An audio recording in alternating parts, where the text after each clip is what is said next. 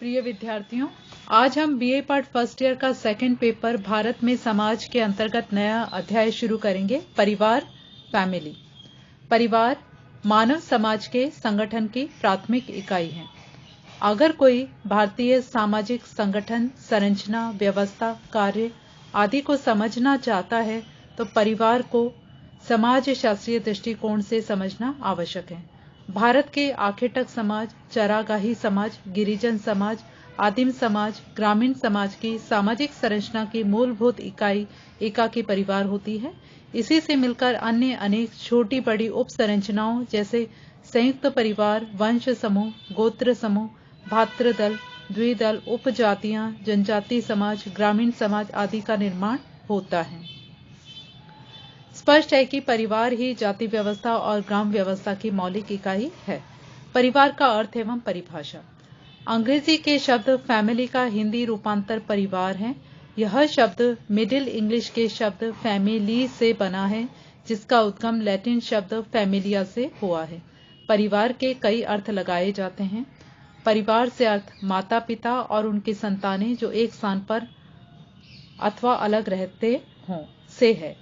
एक पुरुष की पत्नी और संतानें का समूह जो रक्त से संबंधित हैं, जैसे माँ, पिता, संतानें, माता, चाचा, मौसी, बुआ, चचेरे, ममेरे, मौसेरे, फुफेरे, भाई बहन परिवार में आते हैं। ये परिवार के सामान्य अर्थ हैं।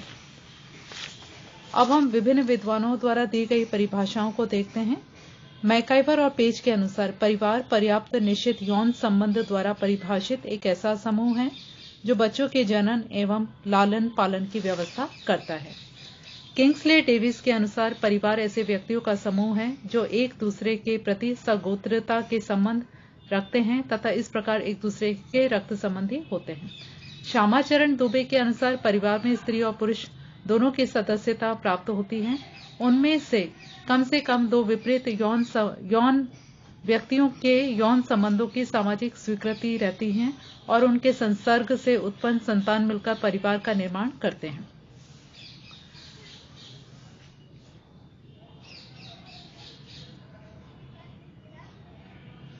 परिवार की कुछ निम्नलिखित विशेषताएं। परिवार एक समूह है। सभी ने परिवार को एक समूह बताया है, लेकिन परिवार एक ऐसा समूह है जिसके सदस्य बंधुत्व संबंधों से संबंधित होते हैं। नंबर 2, संबंध मान्यता प्राप्त होते हैं। परिवार के सदस्य समाज द्वारा मान्यता प्राप्त विवाह, रक्त और गोद संबंधों से संबंधित होते हैं।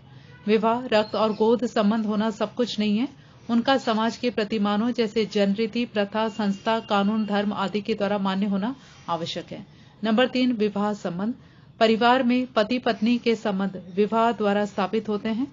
परिवार की स्थापना या निर्माण के लिए आवश्यक है कि स्त्री और पुरुष अपने समाज द्वारा मान्यता प्राप्त विवाह के विधि विधान से परिवार का निर्माण करें। नंबर 4, रक्त संबंध। परिवार में अनेक रक्त संबंधी होते हैं, परंतु इन रक्त संबंधियों का संबंध समाज द्वारा मान्यता प्राप्त होना भी अति आवश्यक है। जैसे अवैध संतान रक्त संबंधी होते हुए भी सामाजिक या कानूनी दृष्टि से संबंधी नहीं होते हैं। नंबर 5, गोद संबंध। समाज में संतान गोद लेने की व्यवस्था होती है। जब किसी दंपति के कोई संतान पैदा नहीं होती है तो वह किसी अन्य दंपति की संतान समाज द्वारा निर्धारित रीति रिवाजों के अनुसार गोद ले लेते हैं। गोद का दस्तूर पूरा होने पर संतान के अपने जैविकीय माता पिता से सामाजिक और कानूनी संबंध समाप्त हो जाते हैं और जिस दंपति ने संतान गोद ली है उनके सारे कानूनी, सामाजिक, वैधानिक, आर्थिक, नैतिक संबंध स्थापित हो जाते हैं। नंबर 6, परिवार की संरचना। परिवार की संरचना बंधुत्व संबंधों द्वारा बनती है। एकाकी परिवार की संरचना में पति पत्नी और उनकी अविवाहित संतानें होती हैं। संयुक्त परिवार में उनके अतिरिक्त और संबंधी भी होते हैं, जिनके अनुसार संयुक्त परिवार के विभिन्न प्रकारों की संरचना बनती है। नंबर 7, प्रकार्यात्मक पक्ष। परिवार के 2 पक्ष होते हैं। नंबर 1, संरचनात्मक। नंबर 2, प्रकार्यात्मक। समाज शास्त्रीय दृष्टिकोण से परिवार का प्रकार्यात्मक पक्ष विशेष महत्वपूर्ण है। कई विद्वानों ने परिवार के सदस्यों का साथ साथ रहना आवश्यक बताया है, जबकि समाज शास्त्रीय दृष्टिकोण के अनुसार अगर कुछ व्यक्ति बंधुत्व संबंध से संबंधित हैं और अलग अलग रहते हों, परंतु वे कर्तव्य और अधिकार भावना एवं सत्ता के प्रतिमान से संबद्ध है, तो वह एक संयुक्त परिवार कहलाएगा। प्रकार्यात्मक दृष्टि से परिवार के कार्य यौन संबंध की व्यवस्था, संतान को उत्पन्न करना, शिशुओं का पालन पोषण, समाजीकरण, शिक्षा देना, आर्थिक, सांस्कृतिक, मानसिक संरक्षण देना, सामाजिक नियंत्रण आदि हैं। अतः कहा जा सकता है कि परिवार व्यक्तियों का समूह है जो विशिष्ट बंधुत्व संबंधों, विवाह, रक्त, गोद से संबंधित होते हैं, जो समाज द्वारा मान्यता प्राप्त होते हैं। वे साथ साथ अथवा अलग अलग भी रह सकते हैं। सदस्यों में परस्पर यौन संबंधों की व्यवस्था, प्रजनन, समाजीकरण, सामाजिक नियंत्रण, कर्तव्य और अधिकार, भावना और सत्ता के प्रतिमान आदि से संबंधित संबद्धता होती है। परिवार की सामान्य विशेषताएं। मैकाइवर और पेज के अनुसार परिवार की एकता में निश्चित सामान्य विशेषताएं होती हैं जो सभी मानवीय समाजों के परिवारों में मिलती हैं। इसकी निम्नलिखित विशेषताएं हैं। नंबर 1, मैथुन संबंध। स्त्री और पुरुष मिलकर पति पत्नी के रूप में परिवार की स्थापना करते हैं, जहां उनके मैथुन संबंध निश्चित और व्यवस्थित हो जाते हैं। नंबर 2, विवाह का स्वरूप। परिवार का निर्माण विवाह के स्वरूप के अनुसार होता है एवं विवाह में एक पुरुष और एक स्त्री विवाह करते हैं, उसे एक विवाही परिवार कहते हैं। इसी प्रकार बहुपत्नी, बहुपति आदि विवाह के प्रकार क्रमशः ऐसे ही परिवारों का निर्माण करते हैं। नंबर 3, नामावली व्यवस्था। परिवार की नामावली व्यवस्था होती है जिससे तात्पर्य है कि या तो नाम या वंश पिता से पुत्र और उसके पुत्र को चलता है या फिर माता से पुत्री और उसकी पुत्री की दिशा में चलता है। ये क्रमशः पितृवंशीय या मातृवंशीय कहलाते हैं। नंबर 4, आर्थिक व्यवस्था।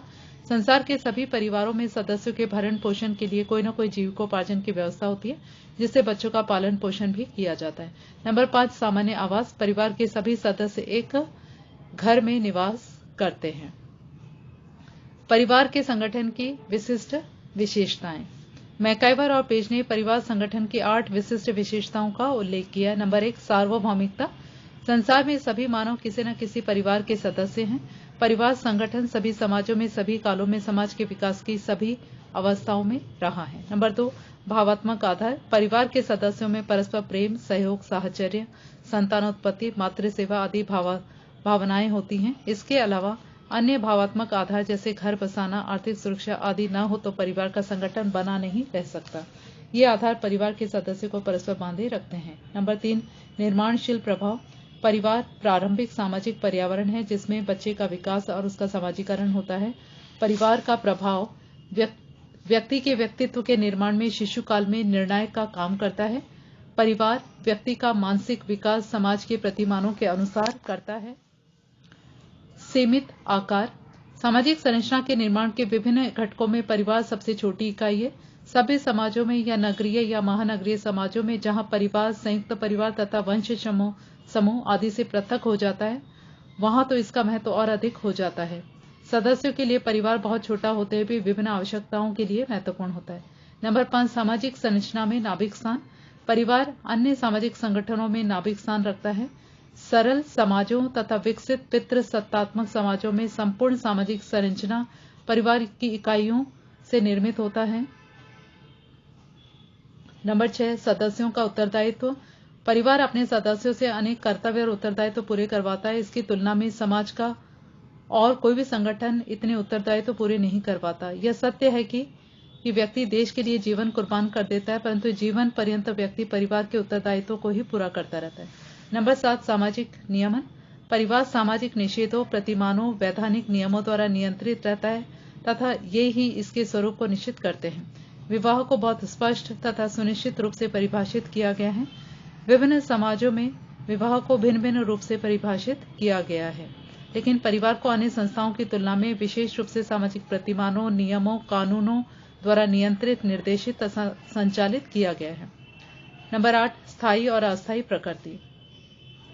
जहां परिवार एक संस्था के रूप में बहुत स्थायी और सार्वभौमिक है, वहां दूसरी ओर एक समिति के रूप में बहुत अस्थायी और परिवर्तनशील है। समाज के अन्य संगठन ऐसे नहीं हैं। धन्यवाद।